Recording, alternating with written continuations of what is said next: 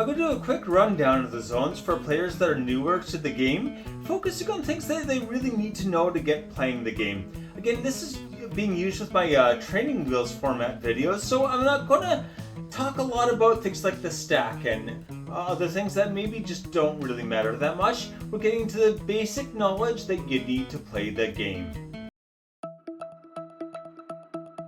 There are 6 main zones. That is the battlefield, your hand, your library, graveyard, exile, and the command zone. The command zone's not in every format, but several formats do have it, not just Commander. Alright, so let's take a look here. Right here, this is all the battlefield, right? This right here, in my hand, is of course your hand, just like any other card game. Here, this big stack, your deck is called your library. Under that is your graveyard, and under your graveyard is your exile. Finally, we've got over here the command zone, where your commander goes.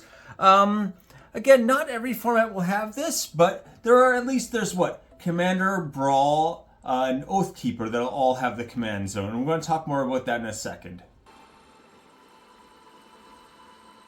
There are 3 main considerations when you're talking about zones. Is it public or is it hidden? That's actually, the first one is public. Second one is shared. Is it shared or just one person's? And is it ordered, or can you just like do anything you want with it? So is it information that only one player gets, or is it hidden? Is it shared, meaning do all players have access to this, or is it only one particular player? And ordered, does the order matter? For instance, the library, the order matters. Your hand, you can kind of shuffle around in a way you want. It doesn't really matter to other players. This is the battlefield. This is where a lot of the game takes place. This is the main public zone, meaning everyone can see everything on it, and that's very important. Cards stay in play, called permanents go here. So again, these are lands, enchantments, artifacts, and creatures are permanents, and we'll put them all here so everyone can see them. Keeping it organized is very important. Usually it is divided into 3 rows. Creatures, or especially attackers, passive permanents, like your enchantments and artifacts, even if they have activated abilities, we're just going to put them there. And finally, lands. Having messy piles and pulling stuff out is a big problem, especially if you've got like lands and they're all bunched up, and make it look like they're all tapped, and then someone plays something, you're like, oh, I have this untapped land now. They're not going to be very happy with you. That's considered shady. Maybe not outright cheating, but it's definitely shady. So yeah, try to keep this organized so that everyone can see it. Like in most card games, you have a hand of cards, right? Your hand is for you to see only. Other players don't get to see it. Pretty common thing, right? Also, the order doesn't matter. Again, you can shuffle these up any way you want. You can arrange them any way you want. Doesn't matter to anyone else. There are some effects that will let people see your hand, though. For instance, telekinesis means that all the opponents have to play with their hands open, meaning you have to put all your hand down so everyone can see what you have all the time. It ends up being probably too much information is what I think. I've tried to use it. Seems like a good idea. Isn't really. But anyway, usually you will not have to show them though. Your library is basically just your deck. So that's this right here, right? Whenever you draw cards, you're going to usually draw a card from the top and put it into your hand. Once again, you get to see it, no one else does. Usually from the top of deck, not necessarily. This is considered a hidden zone. And unlike some other things, like your hand is maybe a hidden zone from the other players, this is a hidden zone even from you. You do not get to look at your library unless there's an effect that lets you do that. So yeah, things like scry and stuff like that can let you look at your cards, but usually not. So yeah. An important note is that, yeah, this is an ordered zone also, meaning the order matters. Once the game starts, you can't just shuffle your deck for no reason. There are many effects that will tell you to shuffle your deck, so that can be very useful at times, but in general, once the game starts, you cannot just shuffle your deck for no reason.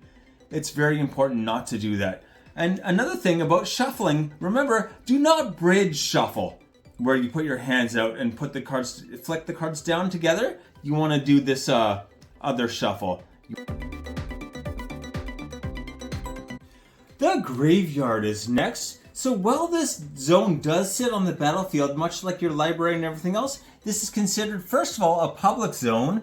So yeah, anyone can ask to see your graveyard at any time, but it's not ordered. It's not like your library. Really, if people shuffle it up, it kind of doesn't matter. Some older rules, like pre-2000 rules, do care about that.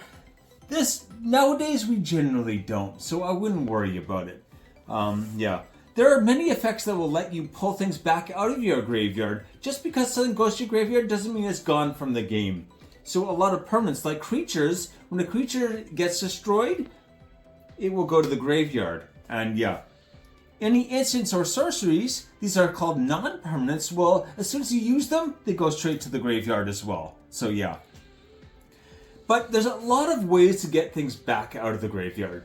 Something especially black is good at. So yeah. Now we're going to talk about the Exile. So this is a zone that usually, if you are going to have it, you're going to have it in a pile that's under your graveyard in a different direction, so it's easy to identify. This is not only a public zone, this is also a shared zone. So this means there's only actually one Exile, even though everyone has their own Exile under their graveyard. And other players can ask to see it anytime. The order does not matter, once again. But getting things back from Exile is much harder than the graveyard. The graveyard, you could get things back pretty easy or recur it. From Exile, there are ways, but it's not easy. Most of the time, anything exiled is just out of the game altogether.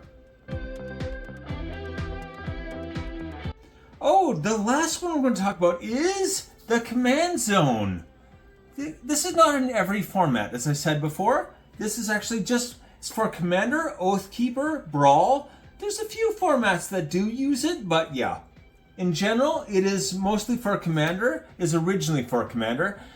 The main thing is that anytime your Commander changes zones, moves from one zone to another, you could decide to put it back into the command zone. That can be very useful. And from the command zone, you can recast it over and over and over. Every time you recast it, it costs 2 extra mana. This is called Commander Tax. So you want to make sure that your deck is well built for your commander, but not relying too much on it, because otherwise your whole deck stops working if your commander's gone. It's a real downside. These are the zones you really need to know to get playing the game. There's a lot more complexity and information about every zone, but this is really the core of it here. This should give you what you need to get going at least.